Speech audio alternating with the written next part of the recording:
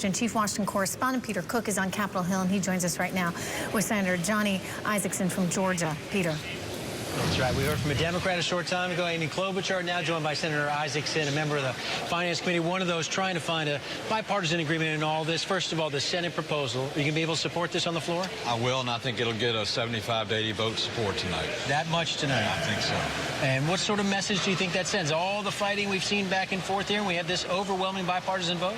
Because we addressed the BCA, we kept the spending caps where they've budget been. Control. Right? Exactly right, which will cut $1.2 trillion in spending over a decade. That's important. We got verification and eligibility for subsidies in terms of Obamacare. That was important. We brought the government back in business until January the 15th. That's important. And we extended the debt ceiling until around the 7th of February. That was important.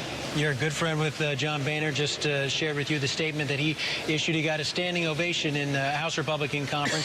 What's your take on John Boehner and all this and the decision he's had to make? He's fought the hard fight. He did the very best he could. I have tremendous admiration for him. He gave his members a chance to do the right thing. They couldn't quite get there, but I appreciated his call last night, turning it over to the Senate.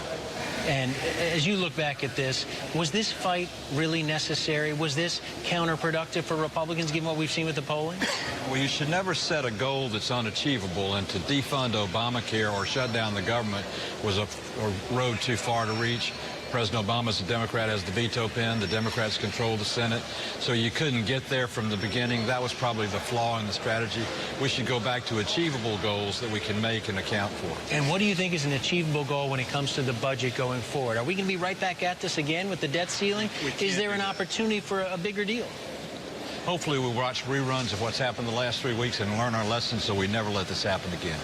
What about negotiating over the debt ceiling? Is that now officially over? The president held his ground pretty firmly here, and it looks like he's prevailed. No negotiating. But you got to remember, John Boehner said a month ago the debt ceiling will not be breached. We're not going to default on our debt. Nobody in the Senate said the same thing. The debt ceiling is inviolate. We've got to make sure we protect our credibility. So you're still optimistic that there is an opportunity, as Senator Klobuchar said she was, for this Democrats and Republicans, the Senate and the House, to negotiate a larger budget agreement here. You really think there's a chance there? I do. And what makes you optimistic about that? I was a salesman for 33 years of my life. I always believe I can accomplish something. Entitlements and revenue, both part of that? Got to be part of it. Got to be part of it. That's where the money, like Willie Sutton said when they say, why do you rob banks? He said, that's where the money is. Entitlements, that's where the money is.